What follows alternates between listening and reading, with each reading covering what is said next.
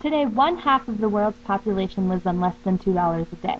1.1 billion people lack access to safe and clean water, and 33.4 million people live with HIV/AIDS. And yet the solutions to these daunting problems will not come from colossal international organizations.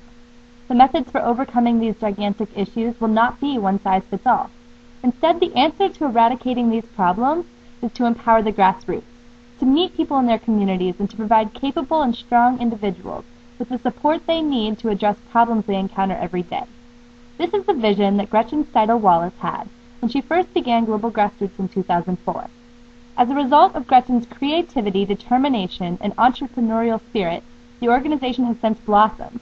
To date, 259 students have graduated from Global Grassroots' Innovative Academy for Conscious Change, and dozens of local programs have been initiated as a result. Each year, groups of women, emboldened by the lessons from the Academy for Conscious Change, serve an estimated 8,000 people in their local communities. Gretchen has a long history as a social entrepreneur. Throughout her life, she has continued to innovate wherever she goes, to create social-minded programs at her business school, improve Ashoka's programs, or develop a model for empowering and supporting community leaders throughout the world. In addition, she has always had a passion for learning more about and overcoming social issues. She told me a story about her first experiences with societal inequality. I lived in the Philippines for 2 years when I was 9 and 10 years old, and I had an extraordinary exchange experience where I lived with another girl my age in her little fishing village, and that was my first exposure to deep poverty, and also I learned a lot about myself in the process, that material wealth did not mean happiness, and that just because I had things didn't mean that my life was what someone else wanted. And that really stuck with me. After her experience in the Philippines, Gretchen was always interested in working in international development. So when she graduated from the University of Virginia, she became a financial analyst for a large firm that financed substantial infrastructure projects for developing countries. Gretchen says that as a result of this experience, she found herself much more interested in social and environmental impacts of these projects and wanting to further explore other development opportunities. In 2001, she chose to return to school, selecting the Tuck School at Dartmouth College, where she would receive her MBA. Here she found that the school didn't offer the substantive programs that she had been craving, and so she set about creating programs that would better offer herself and her classmates experiences, including a consulting service for nonprofits and more ethics classes. She made it a priority to make these programs last and sustainable. Gretchen says this was her first real experience as a social entrepreneur. At this time, she discovered Ashoka, a social entrepreneurship organization, where she worked for a year. Here she helped develop a social entrepreneurship incubator program and directed a new Ashoka initiative called Youth Venture. While at Ashoka, Gretchen developed an idea for fostering collaboration between business and social entrepreneurs. So she left the organization, inspired to research her idea in South Africa. What she found in South Africa put her on a different path. She told me the story that convinced her, instead, to invest in women working at the grassroots, who she believed could overcome tremendous social issues. So one day, I found myself in a township outside of Cape Town, and I was in this little metal hut talking with a young woman named Zoleka Masuli and her friend who's HIV positive, and they were telling me about all of these issues. And in her community, a 12-year-old girl had been raped by her 12-year-old boyfriend and his friends because they thought that it was their right to have sex with her, and they wanted to experiment with that right. And Zoleka was fed up, and she'd had enough of this. She was committed to trying to address this issue, but she wasn't formally educated, and she didn't have a job, and so she had to just gather whatever change she could find simply to buy some bread as a way of providing some food, maybe even the only meal that she could offer to for people to come together to talk about the issue. And she started with 15 women to create a community dialogue about child rape. When I met her, it was about 6 months into her efforts, and she had 45 people meeting 3 times a week.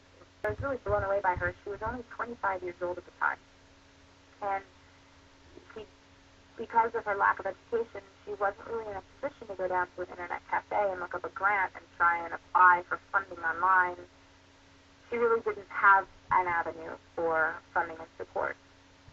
And at that moment, I realized that there must be women like her all over the planet, just fearless and committed and courageous, willing to create change, but they had always been without access to the education and resources that they needed to create that change. And that was when I decided that I would start Global Grassroots to support those women. Global Grassroots was created on the premise that local individuals have the power to overcome and address the problems facing their communities. Its mission is to provide training and resources to support local community groups in implementing sustainable and impactful programs. Since 2006, Global Grassroots has been training community members in its Academy for Conscious Change in Rwanda. The program has two parts. First, the personal transformation component works with individuals to expand their sense of self-awareness, develop tools for overcoming oppression and trauma, and develop the capacity to initiate social change responsibly. The second component focuses on social transformation and assists participants in mapping social issue priorities and diagnosing core causes. Meaning, participants take a critical look at the problems facing their community and design a program to overcome those problems. Project teams construct an organizational plan, mission, budget, and fundraising strategy.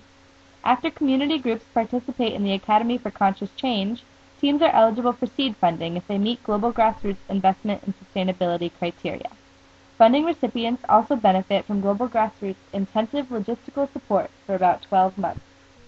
During the summer of 2009, I had the pleasure of visiting Rwanda, where I saw firsthand the incredible impact that Global Grassroots was having on communities there. In a village about 30 minutes outside of Kigali, I met with a group of school teachers who had noticed that many of their female students were dropping out of school. Global aid organizations had come in and offered the girls uniforms, assuming that they were not attending school because they lacked the necessary resources. Another organization built a water pump, realizing that the girls might be staying home to fetch water for their families. It wasn't until this group of school teachers from the community attended Global Grassroots Academy for Conscious Change that the true problem was discovered. It turned out that the girls and boys shared latrines at this school. The latrines had become dilapidated. They had no doors, and as a result, little privacy for a group of girls that were first experiencing puberty. Using the problem-solving skills they learned from Global Grassroots, the teachers worked with students to better understand the problem. The girls were being attacked in the latrines and were leaving school out of shame. Today, this same group of school teachers has created an outstanding program that has built over a dozen new latrines with doors and started a village-wide awareness campaign about girls' education and the unique issues that face growing girls. Dozens of other groups have similarly identified problems in their communities and begun working diligently and effectively to solve them using the skills and support they have received from Global Grassroots. These school teacher stories are not much different than Zeleka's in South Africa. In 2010, Global Grassroots has committed to expand to Uganda, and using mobile phone technology, the organization hopes to disseminate its Academy for Conscious Change curriculum to groups of change agents throughout the world. In the future, marginalized communities in developing countries throughout the globe will recognize their own power and potential to identify local problems and overcome them. An international grassroots force has already begun to emerge, and as a result of Gretchen Wallace's insatiable desire to grow, expand, and innovate, hundreds are being added to that force each year. It is only a matter of time before the world stops looking to international organizations to overcome the problems of HIV/AIDS, poverty, and water access, and instead looks to social entrepreneurs like Gretchen and the grassroots, where colossal change is truly possible.